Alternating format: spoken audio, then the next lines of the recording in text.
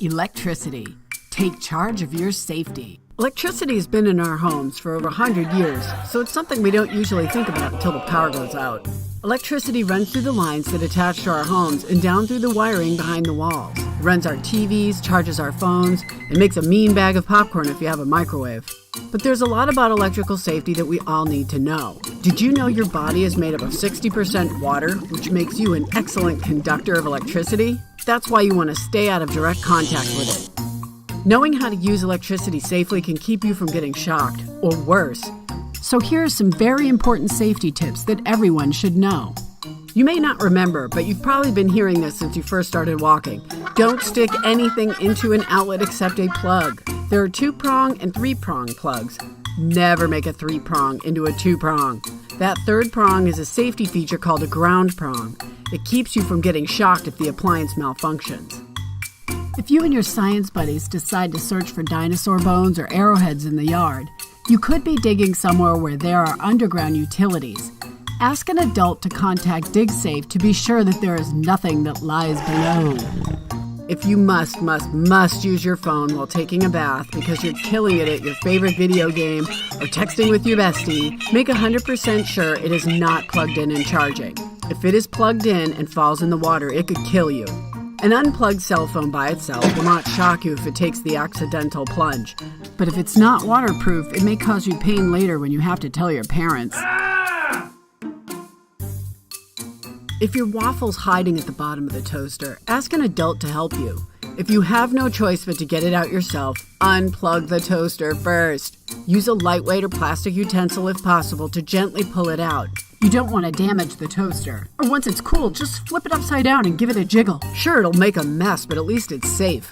And you'll get bonus points when mom or dad see you cleaning up after yourself.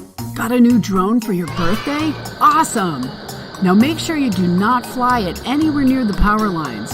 If you're not a flight master yet, be sure to practice in wide open area like a field or a park.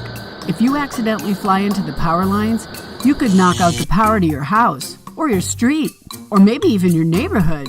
Angry neighbors and a lost drone do not make for a good day. If you ever see a down power line, or even one that seems to be hanging unusually low, stay at least 30 feet away from it.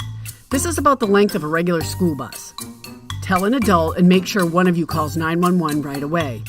Electric current can travel through the ground, so keeping your distance is really important. If the line is closer to you than 30 feet because you're in the wrong place at the wrong time, shuffle step with your feet very close together to inch your way away from the line, or bunny hop with both feet together until you are a safe distance. You want to keep both feet in the same voltage zone to avoid shock.